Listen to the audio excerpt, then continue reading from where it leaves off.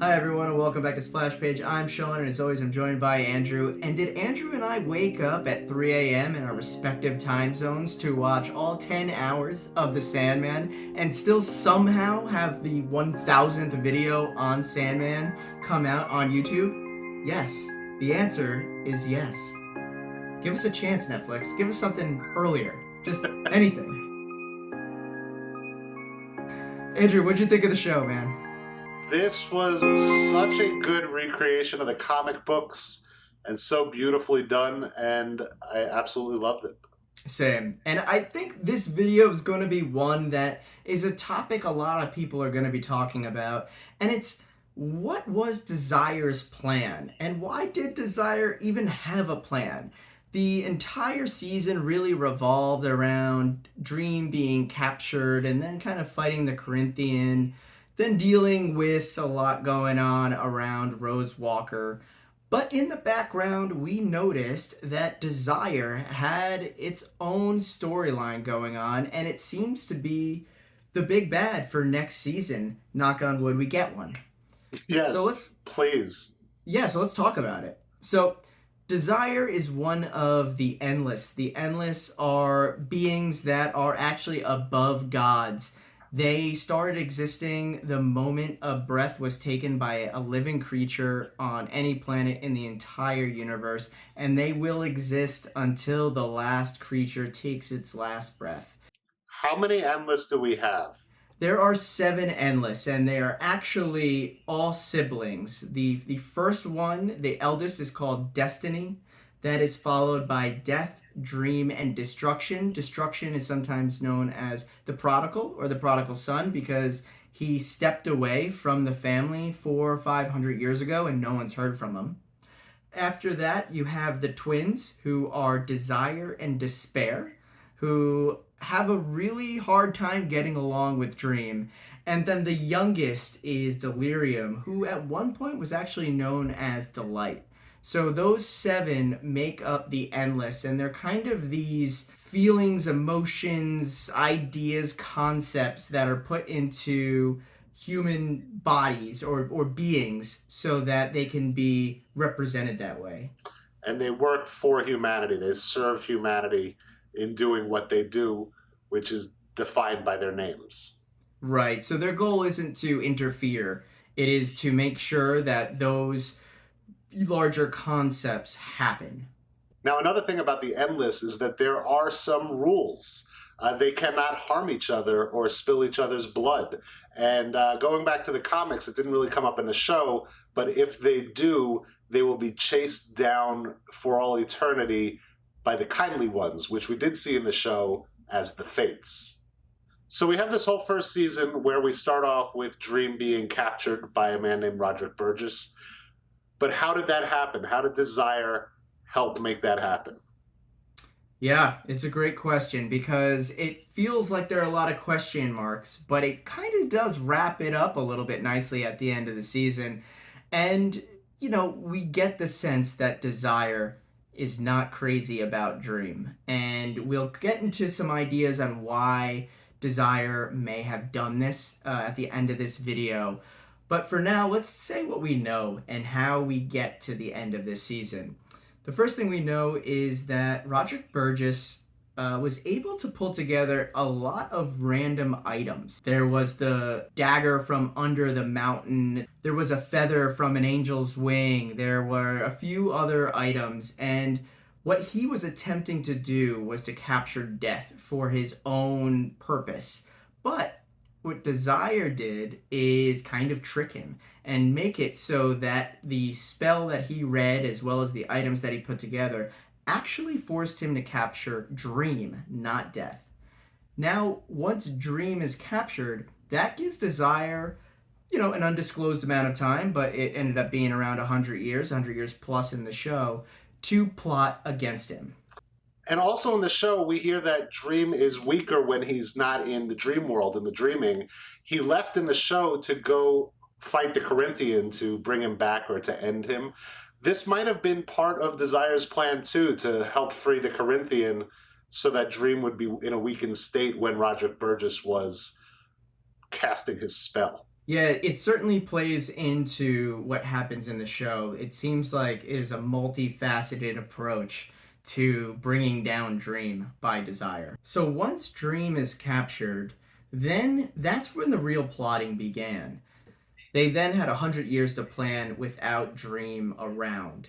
And the biggest thing they did was they identified who would be the next Vortex, knowing that the Vortex would need to be killed by Dream, otherwise, there would be terrible And consequences. like we said before, there are rules that the Endless can't harm each other, or the Fates, the kindly ones, will chase them down for eternity.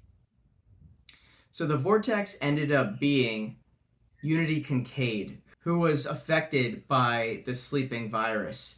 And during that, Desire fathered a child on Unity Kincaid, making it so that the offspring of Desire and Unity Kincaid would then be the Vortex. And that, of course, became Rose Walker. Right.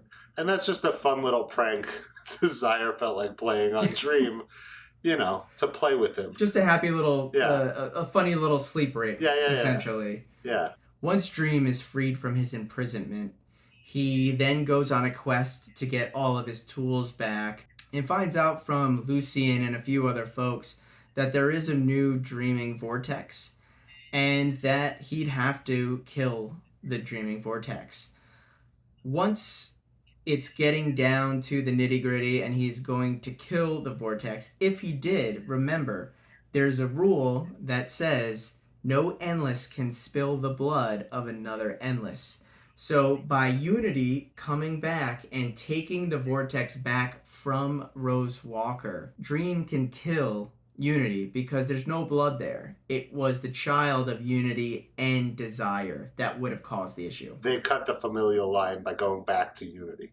So now that we know that kind of sneaky plan by Desire, Why did they do this? Why? What was the point? Yeah, what was her desire in doing this? Well, what do you think? Well, I think, and they kind of hinted at this, but they hinted at a lot of things. One of the things that stood out to me is the fact that Desire and Despair, the two twins, both really don't get along with Dream and really haven't ever. And the reason why I think that is because both Desire and Despair are things that you could argue are a dream or a hope or a wish. And so your desires are your dreams and your despairs are your nightmares. And essentially, it's kind of that crossing over of who is the ruler of what realm.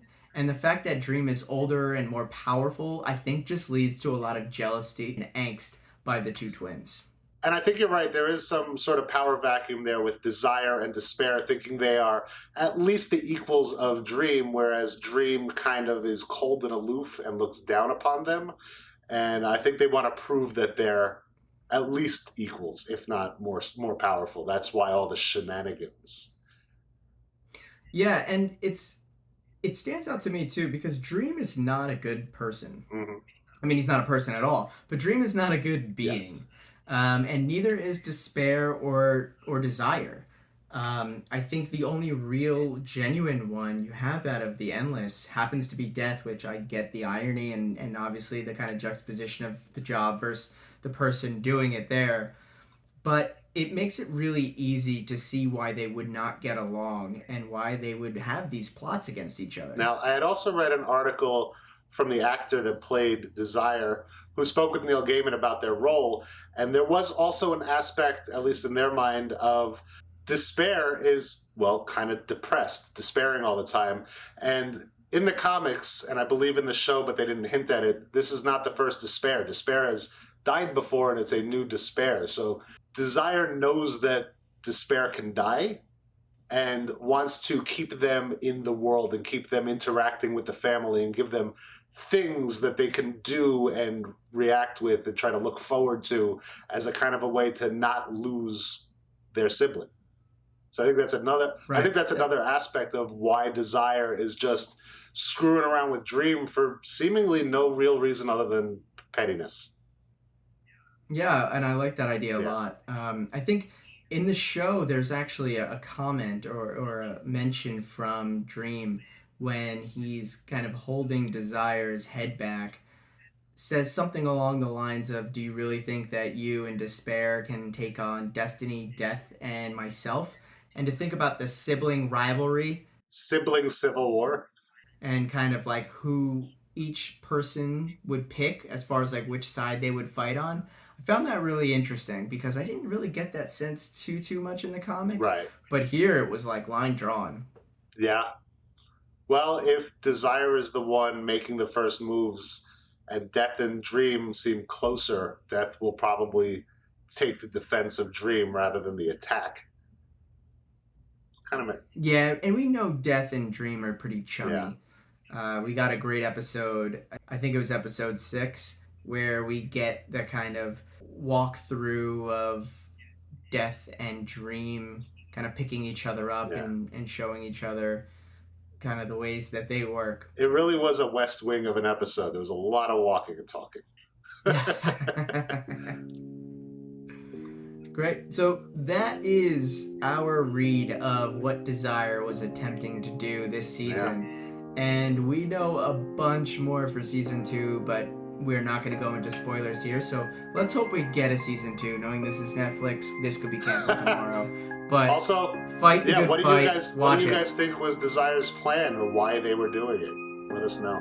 Well, thanks everyone. I'm Sean. That's Andrew. Take it easy, Later. YouTube.